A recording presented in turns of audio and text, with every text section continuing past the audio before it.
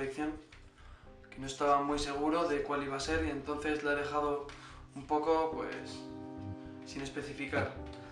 Y he traído 3 dados. Lo que vamos a hacer es, con esta baraja, un espectador lanza 2 dados. 10, por ejemplo.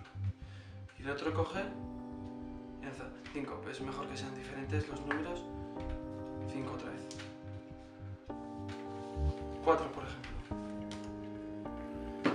Entonces un espectador tiene el número 10 y el otro el 4. Puede ser cualquiera. Lo que hacemos es lo siguiente. Si contamos 4, 1, 2, 3 y 4,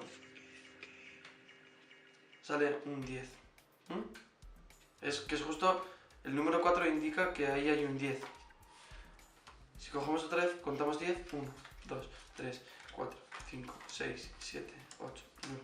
La décima carta indica que es un 4. Es sencillo. Y ahora lo vamos a ver. Si sumamos los dos, 14, 1, 2, 3, 4, 5, 6, 7, 8, 9, 10, 11, 12, 13 y 14, la suma de los 3 dados indica justamente que aquí hay un 3 de diamantes. Espera, porque esta carta indica que 3 cartas más abajo hay un 3 de corazones. Perdón, estaba totalmente equivocado. Esto no tiene sentido.